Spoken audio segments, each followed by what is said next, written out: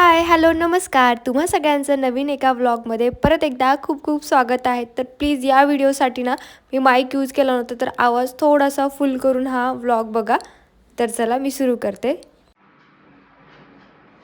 तर आजची जी पार्टी आहे ना त्याचा मेन्यू आहे पावभाजी आणि पाणीपुरी. तर त्यासाठी मी आज त्याला पाव आणले आणि काल भरपूर साऱ्या पुऱ्या पण घेऊन आले होते. तर असं मी ते छान काउंटरवरती सगळ्या पाणीपुरीचा ठेला लावणार आहे आणि पावभाजी पण बघू कसं कसं काय काय होतं. सो आधी मी एकदा किचन ओटा क्लीन करून घेते.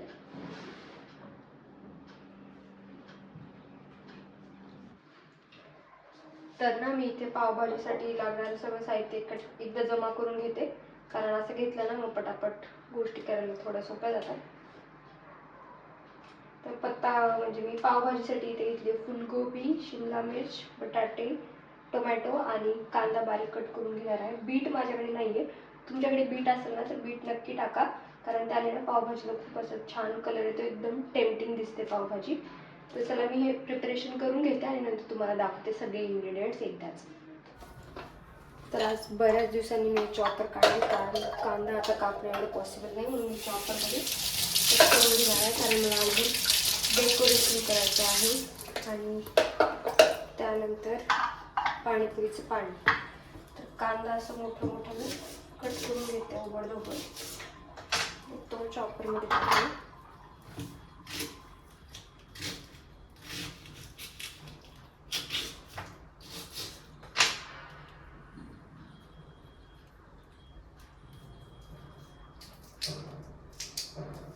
तर आजच्या व्हिडिओमध्ये ना जवळपास म्हणजे 2 रेसिपी आणि मी डेकोरेशन कसं केलं हे शेअर करेल. तर व्हिडिओ थोडासा लॉंग होईल, घाई गडबडीत बघा मी कसं कॅमेरा सेट केलं. हां, तर आजचा व्हिडिओ ना थोडासा लॉंग होईल.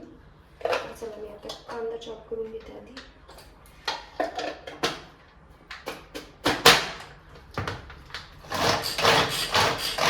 कांदा चॉप करून ना ज्या काही पावभाजीसाठी लागणाऱ्या ज्या भाज्या होत्या ना त्या मी अशा रफली चॉप केल्या. आधी मी छोट्या कुकरमध्ये ट्राय केलं, पण ते फुल होत होतं. म्हटलं आता चला मोठ्या कुकरमध्ये लावूया, कारण बटाटे फक्त आपल्याला पावभाजीसाठी नाही तर पाणीपुरीसाठी सुद्धा पाहिजे होते. तर ह्या सगळ्या भाज्यांच्या 1 ते 2 शिट्ट्या होऊ द्यायच्या.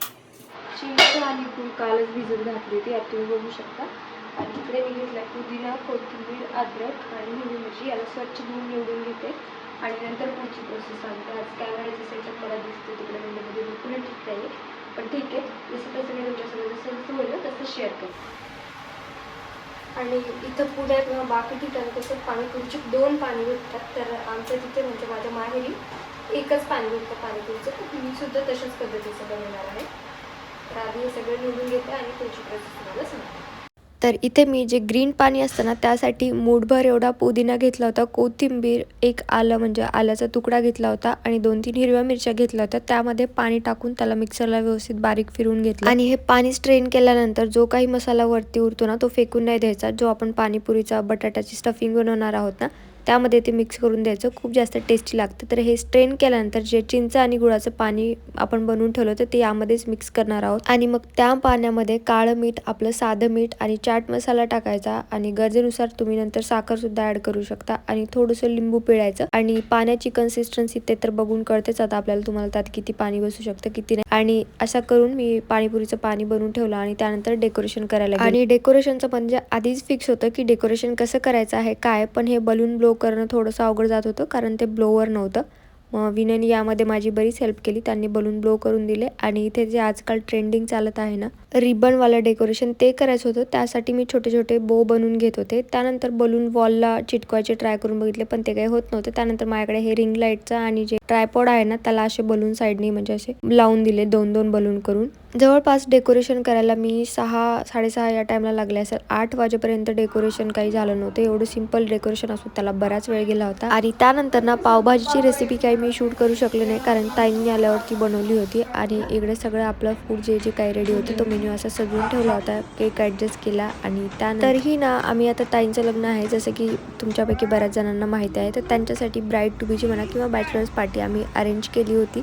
तर त्यांची रिॲक्शन अशी काही होती डेकोरेशन वगैरे बघितल्यावर. त्यानंतर आम्ही खूप साऱ्या रील्स बनवल्या, त्या पण मी तुमच्यासोबत एक एक करून शेअर करेल. आणि तुम्हाला हे डेकोरेशन वगैरे कसं वाटलं ते मला कमेंटमध्ये नक्की कळवा. नंतर आम्ही केक कटिंग केली, मस्त जे जे खायला बनवलं होतं ते खूप सारे एन्जॉय केलं, खूप छान छान फोटोज काढले. आणि आज आम्हाला वेळ होता म्हणून संगीतची सुद्धा प्रॅक्टिस आम्ही आजच करून घेतली, कारण नंतर सगळ्याजणी परत एकत्र यायला किती वेळ लागेल किंवा कधी येतो हे काही माहिती नाही. मग त्यानंतर प्रॅक्टिस करायला जास्त वेळ भेटणार नाही, म्हणून आम्ही कालच करून घेतली. आणि जवळपास आम्हाला झोपायला वाजले होते सकाळचे 4.